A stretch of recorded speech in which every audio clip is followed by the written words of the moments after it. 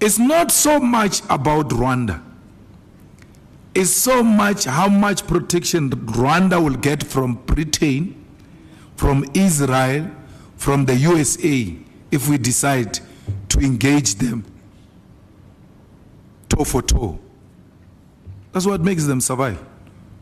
Why would, without an American protection, a Rwandan president go to Oval Office with the DRC president, Tshisekedi, to go and sign an agreement?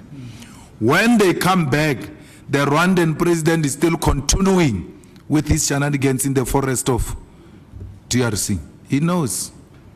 He enjoys protection from those people.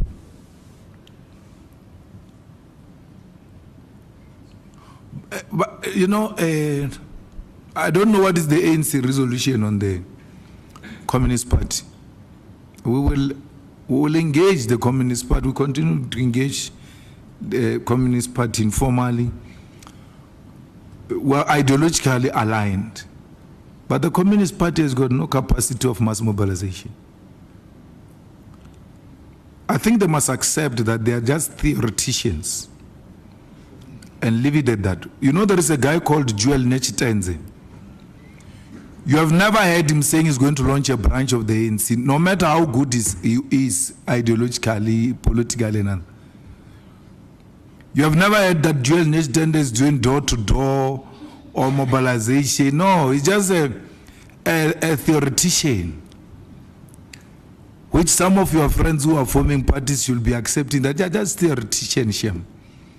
These things of parties and mobilization, they are just not their thing. That's what the Communist Party is. And what is more interesting about these ones who are forming parties and they can't even mobilize people and organize their own conferences is that they are graduates of Communist Party. 30. Where have you ever heard that Blading Zimande is organizing people? Where?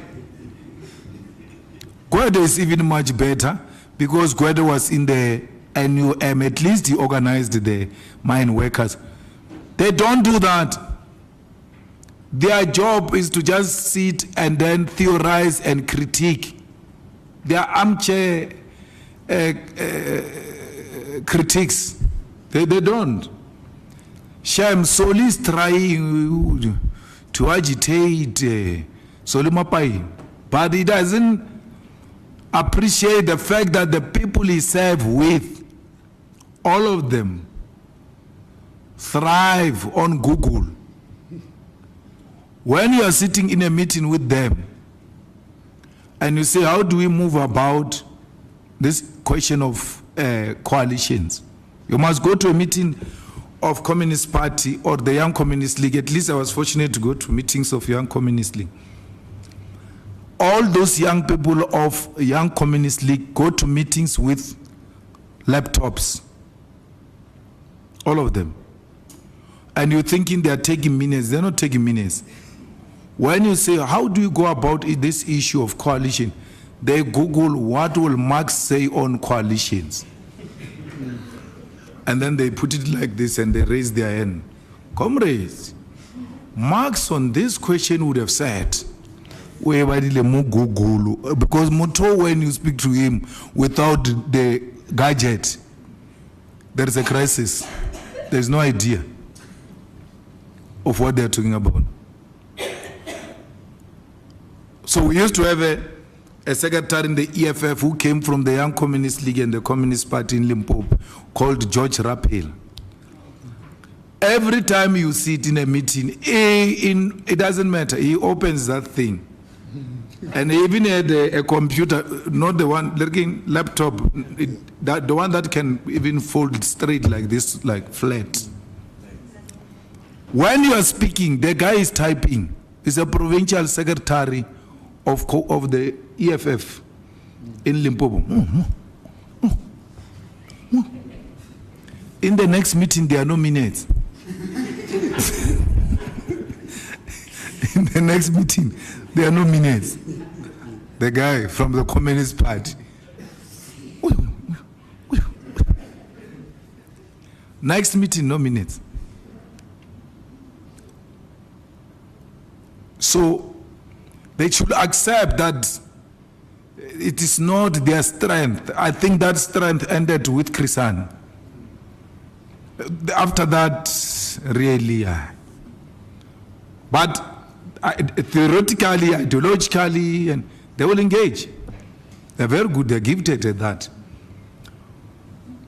But theory without practice is meaningless. And they've threatened the ANC for a very long time. I don't know why the ANC took this much time to respond to their threats. So in the by-election of Ward 13, there's a guy called Obed, I forgot his name, in my ward, went to the same school. He was a Communist Party candidate now, when we had the by-elections. The guy was an ANC activist, he's well known, everybody knows him there as a comrade. But the day he took a cap of the Communist Party and stood against the EFF and the ANC, what was the lowest they got in a video at the DP? There's a video where they got 2 votes. Yes. And then I think the highest was 7 in a video. They were there. Prominent Communist Party people that I know in Limpopo. When I went to vote, they were, calling me, and I was like, "Oh, how are you?" I know them. I think they got how many votes they got for Communist Party? That are 10 or 15.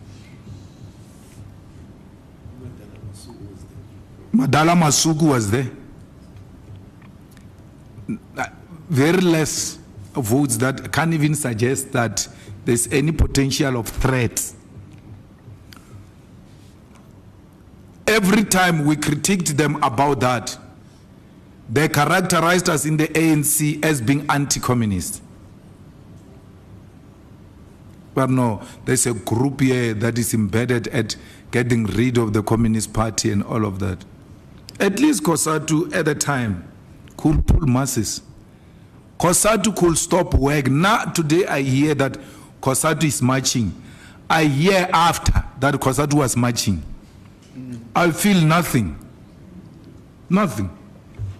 Nothing. No, the shops are operating. The workers are going to work.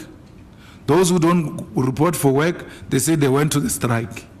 If there's a sheet to be signed there at the strike, they sign and go home. They're not part of those things. Here in Dobsonville Stadium, where they failed, you must repeat that they failed. They must know they failed to fill up Dobsonville Stadium. Having Ramaphosa and that president of COSATU self-seeking, who's selling us out workers for a position. She's desperately wanting to go into a GNU. She doesn't care. And why these workers don't see this thing, I don't understand. I don't understand why they can't see that she's not for them. She's for whatever is happening. Mbuyiseni Ndlozi, with the leadership of EFF in Gauteng, Mushekoma, Dunga, fill up Dobsonville without a sitting minister, without a president, without a state resources, filled up to capacity without any national intervention. They defeated COSATU. The last beautiful picture of red in Dobsonville Stadium remains the EFF. They must be ashamed of what they've done. That's why Ramaphosa has got no regards for these workers. The NC has got no regards for these workers. Because they know they've pocketed COSATU. They've finished it for positions. I'm telling you now, Mbalula is going to be president of the ANC if there is no serious intervention made to stop him. To stop him. I warned you about this, that this Mbalula, if they allow him to do what he's doing, is going to lead them. If If it was a marathon, Mbalula is ahead. Paul is trying to catch up.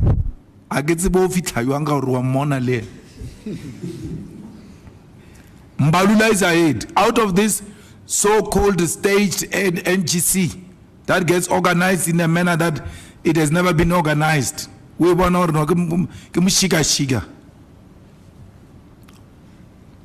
that was Mbalula's show of force. You say it was Cyril's show of force because there are people who said they are going to remove Cyril. Cyril didn't get removed. It was never about that. Mbalula wanted that to show them that he's in charge. You remember, I ran these things in the ANC. We went to the NGC in KZN. We defeated Zuma, both in numbers and policy position. After that, Zuma knew that these boys are going to remove me because the NGC tells you what's going to happen. That's when he expelled us from Mangaung conference. We were expelled because he got a sign. And Gwede told him, it says, they are pretending like they are removing me. They are actually coming for you, and he was right. We're making noise about Gwede, but we're looking for this one. We won in the NGC in Durban. And we got expelled, and that's how Malema lost the Mangaung conference. I'm giving you this history for you to be able to determine. Because conference is not won at the conference, it's won before. So, he's going for a kill. He's going to emerge as a president. Unless something drastically happens. Because the naive you guys says, yeah, but you said Mbalula is going to be a president. Look, now he's a president. I'm telling you, what is prevailing now, the balance of forces show that Mbalula is going to be a president. Let me give you the last example. At the NGC, Mbalula addresses for 2 hours 30 minutes, addressing the NGC. The president is sitting here, meaning he's addressing president for 2 hours 30 minutes. That's number one. That's when a man shows you doesn't care about those things. Then make matters worse. When he finishes speaking, they start singing about the Secretary General Mbalula in the presence of the president. What happens? The president is forced by that environment to stand up and sing about Mbalula. You didn't see what was happening there. Onobala, tena sefunu nobala one content Ramaphosa. Nobala. It's supposed to be the other way around. Then Gwede realizes, man, hey, there's going to be a mess here. He tries to stop the song. They sing even louder. And not only louder, go to the podium. The sitting president is made to sing about the Secretary General. And then you must tell me where the power is there. Paul Mashatile, who says he's a contender, he's made to sing about a person is standing against. Get power, Papa. If you know how it works, that thing. Get power. It's a psychological warfare. You fight Mbalula, you see those videos, you see the whole conference standing up, singing about this guy, you're like, it looks like this one of ours won't work. Let's join this one of Mbalula. It's psychological. So, we are ready to join GNU, and we will join GNU. The person who's stopping us from joining the GNU is Mbalula. Once he gets that thing of president, he's going to get rid of that thing of DA, and I just come here, come. Because Mbalula can't accept the fact that we must be ahead of him. that if they get in and they get given responsibility and they shine, the potential is, I will never get this thing I want. So Rabafana Bahai, we grew up under him, so he knows no. Kathleen. Let me resolve this thing. Once we're done, I will call you. We're being stopped by Mbalun. Cyril doesn't have any problem. Majority of those NEC members don't have any problem. The problem, they take a decision to do away with DA and Freedom Front Plus. Why would you beg Freedom Front Plus, for instance? Why? What do you want from a Freedom Front Plus? What? What will they do, which they're not doing now? Because AfriForum is Freedom Front Plus. And AfriForum is the one that is going around saying you are killing white people, which means a minister of correctional service says you are killing people. So why can't you just get rid of these things? Because anyway, you're not gaining anything out of that. Nothing. They know that they are not getting anything. It's not about attracting investment and growing the economy, because even with that GNU for over a year now was stagnant at 0.5 growth. So stagnant at 0.5 growth of the GDP means that we run a risk of 0.0% growth, which is going to put us into a recession. These people are going to put us into recession because they are not industrializing. They are not manufacturing for production.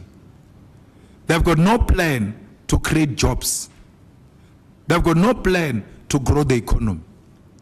Even with whites being there, I agree you said the medicine of a black person is a white person. They are there. But John Steinhazen, what do? Uber Eats. Uber Eats. The whole year. And John Steinhazen, there is material evidence. You get a picture of him before GNU, and you get a picture of him outside after GNU, you can see Uber Eats. It's there, it's there. What more evidence do you want? He doesn't help you with anything. He went there to Oval Office, spoke bad about us, spoke more than African black ministers in that Oval Office. What did you get out of that? Cyril took him here and said maybe a white man, Afrikaner, who is a leader of opposition in South Africa, can help to change things. He went for beggars there. Honyo, no results. And it is of note. Helen is after him now. Want to show him flames. That DA is Helen, he's in charge. They will finish him. Still nothing. They're not getting anything. We are saying to you, trade with China. Let's work with China. The DA says China is an undesirable partner and all of that. After eating Uber Eats, he's in China. He wants to eat with those things. Chopsticks. After he said China, we have been saying to you, go to China. Like we're saying now, no, China human rights, China this. John Steinhazen has made a 10 in China. So what is it that you are scared of EFF to be in the GNU because it's going to put you in a worse situation? Because it's going to push you to go to China. But the DA has gone with you to China. What happened? Nothing happened. Nothing happened. It's swart khafar, scaremongering, that if the EFF comes in, something dangerous is going to happen. It's a lie. We are being stopped by a guy called Fikile Mbalula. You know, there is a guy called Hope. What's the Hope saying? Bab. The guy was so opposed to EFF being a participant in the municipalities. with the ANC, and he became coordinator of the Gauteng PTT of the ANC. He now was confronted with a reality. If we take out this EFF, these municipalities are going to have a problem. Damascus moments. He realized, right, this EFF, there's no problem here. Now they speak every day with the SG, Hope Up and SG, like the BFFs from high school. The man who didn't want to hear nothing about the EFF, when he came into reality that for a budget of Gauteng to pass, it needs the EFF, he realized I have to work with these guys. Mbalula knows that. Mbalula knows that. Me and Mbalula are from the same school of thought, trained by the same elders. That's why when there was some week where he was doing wrong things, I sent him a message. I said, in all our political engagement, teachings and all of that, they've never taught us to behave the way you are doing. Because it's unethical, you know it. You don't do that. You don't. It doesn't matter how much you disagree with a person. You just don't do that. Because me and him, it doesn't matter how much we disagree. There are certain things that we're told is do's and don'ts. We don't do that. Certain things don't do. So that's why I'm able to tell you that at the way it's going, and then the ones who fight with him, they must pay me so that I can be their strategist to tell them, if he moves this way, you have to come this way, and that's how we're going to defeat him. Otherwise, we must start practicing. We had a president cupcake. We must start practicing President Voter. His nickname in the revolution is Voter, Votamulelo. Very radical chap. There is no student command, my sister, it's youth command. So we got rid of student command. It's only one structure. Youth command, it organizes in the village, in the campuses, and in the townships. Student issues, youth issues, everything are now together. These kids have done so well. So I like Sitle as attitude and Naledi's attitude. So Sitle is out there as a face, he pushes the thing. Naledi does the actual work. And she's not in competition with Sitle. She allows him to do what he has to do, but she would have gone in to prepare what needs to be done first, and then let the convener do what he needs to do. But you sit in a meeting and you need to know what is happening with the youth command. Naledi will give you the minute detail of what is happening because she's at the thick of things in building this organization. We have asked them, do not rush. Build a quality youth movement. But at the back of your mind, you must know we need you next year in 2026 because the youth vote is going to be very critical. The youth, especially for the EFF, the youth vote is going to be very critical. Fighters, commissars, fellow South Africans, Africa and the diaspora who are coming to an end of the year, please enjoy your festive season. If you finish this festive season, you have never given your old clothes to someone deserving, you must know you are greedy. You are the most useless human being. If you still have clothes that you were wearing at high school in your wardrobe, and when you were young, when there are so many people without clothes, you must know it's not only ANC a problem, you are a problem. If you are going to be having festivities and a meal, if you can't give them some food, invite them over so you can share a meal with the poor of the poorest. Let's make it easy. this festive season for the poor. As they see other children shining and other children eating, their pain becomes even more.